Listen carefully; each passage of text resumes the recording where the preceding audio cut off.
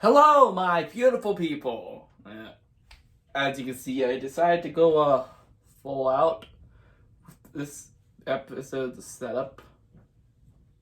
And then I got literally everything related to the works of Howard Ashman that I could find and that I own.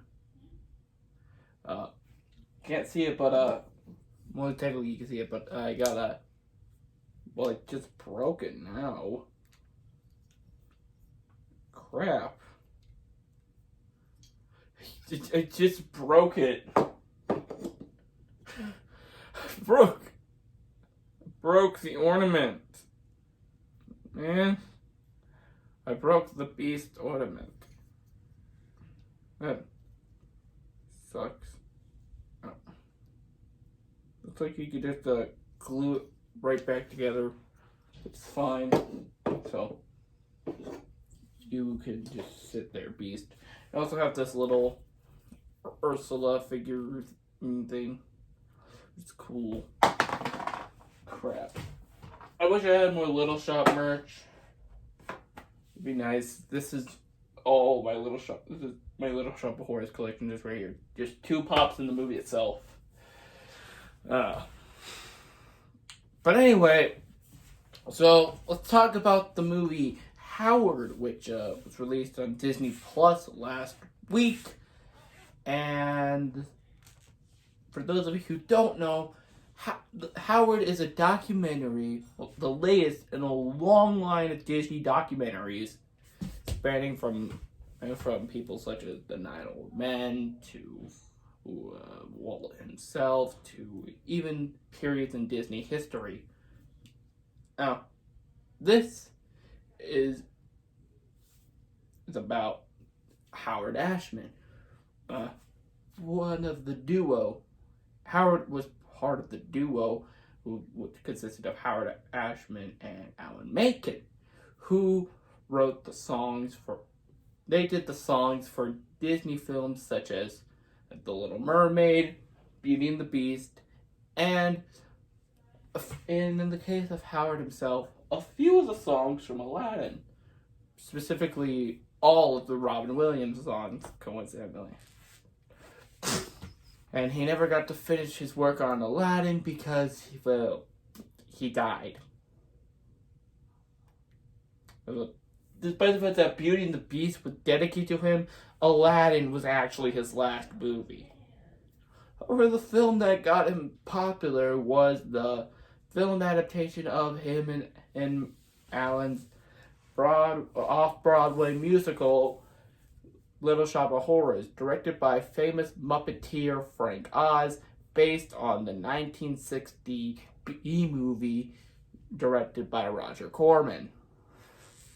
This is the closest thing we're going to get to seeing Little Shop of Horrors on Disney Plus.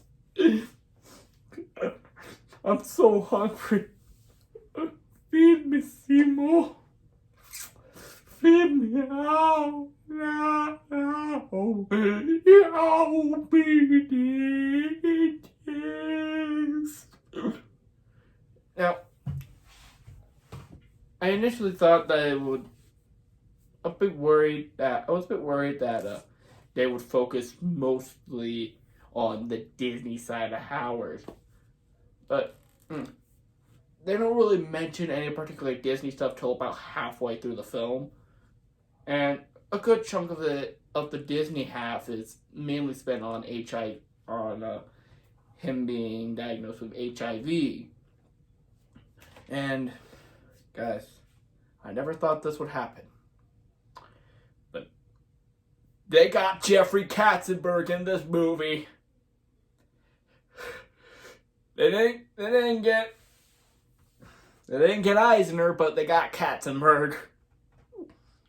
Wow. And 9 of them are still at the company, so.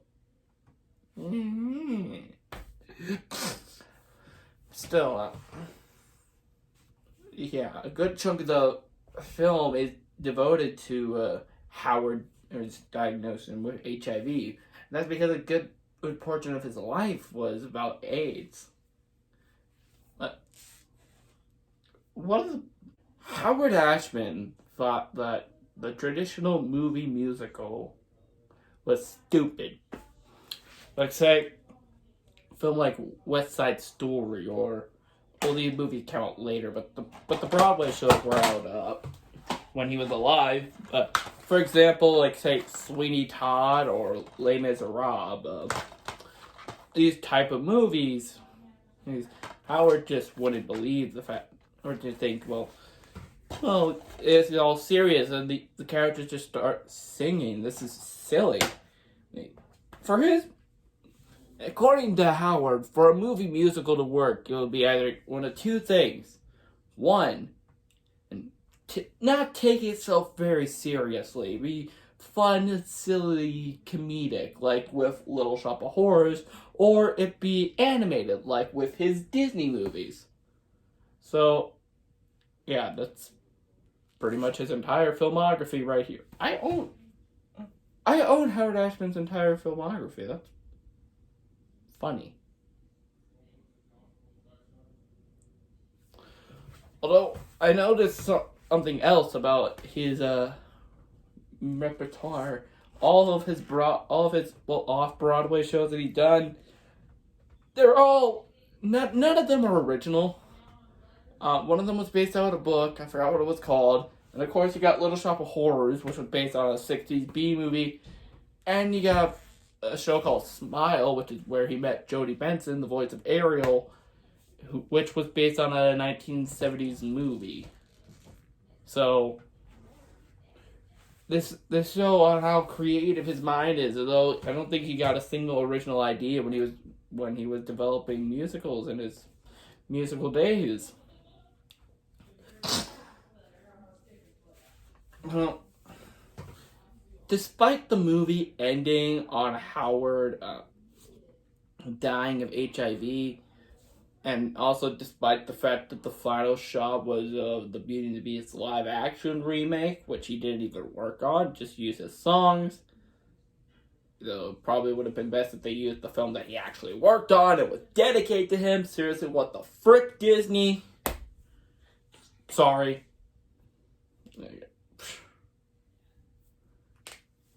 It still ends on a very uplifting note, pun intended, in that when you really think about it, songs and stories, movies, TV shows, that's pretty much the key to immortality, pretty much.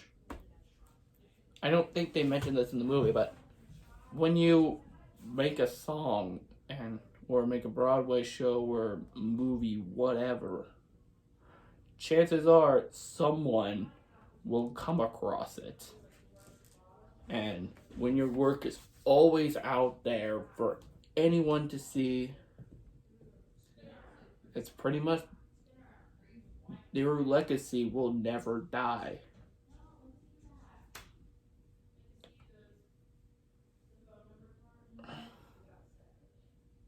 So, and an interesting way that this film does the whole documentary part is the fact that most documentaries typically have interviews with the people and cut to something like this, see them talking to the camera and telling them the stuff. This film actually uses audio of those people like Alan Menken, Jeffrey Katzenberg, Howard Partner, who I forgot. I think his name was Bill Large. Correct me in the comments if I'm wrong. Those type of people. It's just audio of them over images of stuff that they're talking about.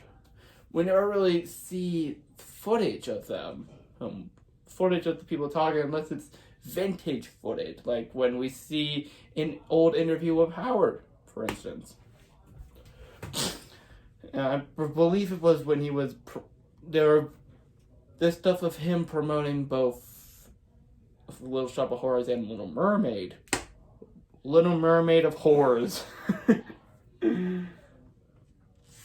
I don't. Somebody on the internet better make that. I don't think I'm gonna do it, but someone better make that reality.